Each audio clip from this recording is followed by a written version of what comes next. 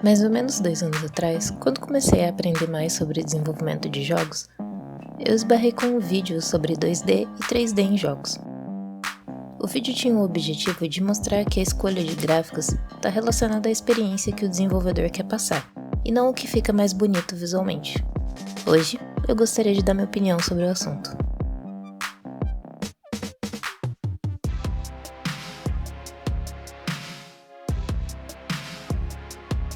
Desenvolver um jogo, por mais que as engines tenham ficado bastante acessíveis, ainda não é algo fácil. Aprendi do jeito mais difícil que o planejamento é a parte mais importante de um jogo, pois é ali que está a estrutura base do seu projeto. A escolha artística, acima de tudo o uso de 2D ou 3D, é algo que depende unicamente dos responsáveis pelo projeto. Nenhum deve estar amarrado a tendências de mercado, mas existem alguns fatores que podem ajudar a tomar essa decisão.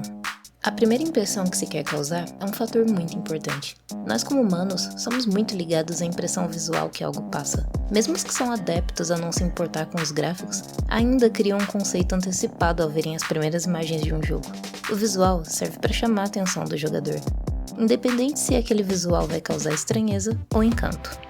A capacidade que o artista do projeto tem também é algo a ser levado em consideração. Por que fazer um projeto em 2D se o artista é um excelente modelador 3D? E vice-versa.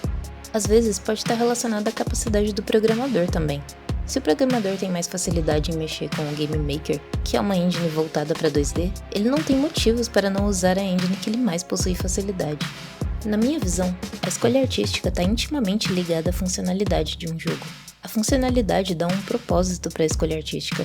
Em diversos jogos, o fato dele ser 2D ou 3D vai além de chamar a atenção do jogador. Noita é um excelente exemplo de um jogo que possui um propósito por trás da sua escolha artística. Noita é um roguelike que lida com simulação de física, ou seja, cada ação possui uma reação lógica similar à nossa realidade. Aqui, cada pixel possui uma física.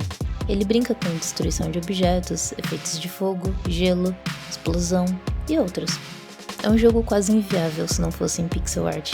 Imagina um jogo 3D realista simulando física real, onde cada pixel é simulado e tudo é passivo de interação. Acho que nem os consoles da próxima geração teriam poder de processamento suficiente para tornar esse jogo possível. Mas em Noita, isso é possível, e a arte justifica a proposta, e esse é o ponto. É claro que o contrário também pode acontecer. Jogos com combate trabalhado costumam ser majoritariamente 3D. A sensação e o ritmo de um combate 3D é de certa forma muito mais crível, além de que é muito mais fácil animar um personagem 3D do que um 2D, que normalmente é animado frame a frame. No 3D, é possível usar a captura de movimento para tornar a animação mais precisa e também permite ter uma dublagem mais síncrona. Já olhando para o lado financeiro do desenvolvimento de um projeto, é muito mais barato desenvolver um jogo 2D. Afinal, quando falamos de arte para o jogo, não falamos apenas de personagens, mas também de cenários, objetos, animais e VFX. Para quem está desenvolvendo um jogo indie, é muito mais fácil encontrar assets 2D que estão mais de acordo com o seu projeto. Além de que assets 2D são mais fáceis de editar, mesmo para aqueles que não são tão bons com a parte artística, assim como eu. Um outro fator que pesa muito nessa escolha é a experiência que quer ser passada. Abzu e Journey são jogos focados em passar uma sensação.